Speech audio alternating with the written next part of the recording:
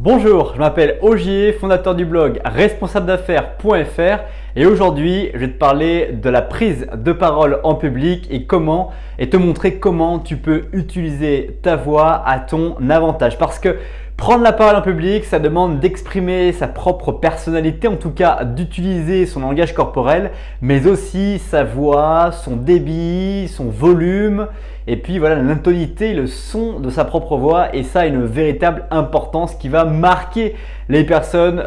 dans l'auditoire que tu as, dans lequel tu as présenté ce que tu as à dire. Mais avant que j'aille plus loin dans ce sujet, je t'invite dès maintenant à liker la vidéo et à t'abonner à la chaîne pour ne pas rater les prochaines vidéos et aussi à découvrir les vidéos les plus populaires à travers les playlists pour améliorer ton corps, ton esprit, tes relations et tes finances. Prendre la parole en public est un exercice qui s'apprend et qui se travaille. Les gens disent que c'est naturel, mais absolument pas. Il y a une façon de prendre la parole en public, il y a une façon de s'exprimer. Et lorsqu'on va parler en public, la voix a une importance dans la prise de parole en public puisqu'elle représente le moyen de communiquer les informations que l'on a à communiquer. Et donc la voix va s'exercer sur trois facteurs principaux qui est le débit de la voix, donc le débit en fait de paroles qui vont être prononcées, qui va être le son, le volume sonore en fait qu'il va y avoir par rapport à la voix, et ensuite l'intonation des phrases et les mots qui vont être choisis à travers la conversation. Et ce qui est important de comprendre à travers la prise de parole en public, c'est qu'on peut travailler sur ces trois aspects et que les règles fondamentales sont de toujours parler à la personne la plus éloignée. Il faut adapter le volume de sa voix à la personne la plus lointaine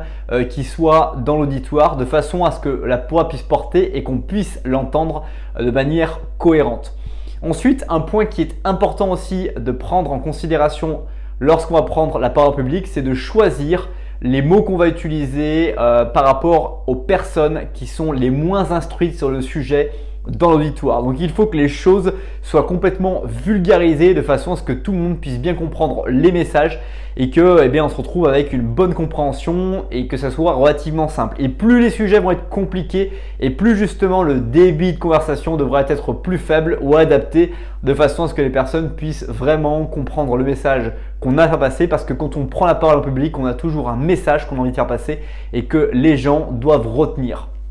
Voilà, c'était une vidéo très courte pour te permettre de pouvoir te montrer, te convaincre, d'apprendre à travailler ta voix, à travailler le volume, à travailler le débit et à travailler aussi les intonations de tes phrases, les capacités à t'arrêter de parler lorsque tu le souhaites, de façon à pouvoir impacter et permettre à ce que ton message soit mémorisé par les gens qui sont venus te voir lorsque tu as pris la parole en public. C'est déjà la fin de cette vidéo. Si tu l'as appréciée ou que tu penses qu'elle peut permettre à d'autres personnes de comprendre cette vidéo, je t'invite à la liker et partager la vidéo dès maintenant. Aussi, je t'invite dans les commentaires à me laisser un avis sur la vidéo, ce que tu as apprécié, moins apprécié dans cette vidéo ou ton expérience sur le sujet de la prise de parole en public. Et enfin, une fois que tu as fait ces trois étapes, je t'invite dès maintenant à découvrir la vidéo qui s'affiche juste là, à t'abonner à la chaîne juste ici et je te dis à très vite pour une prochaine vidéo. Bye bye.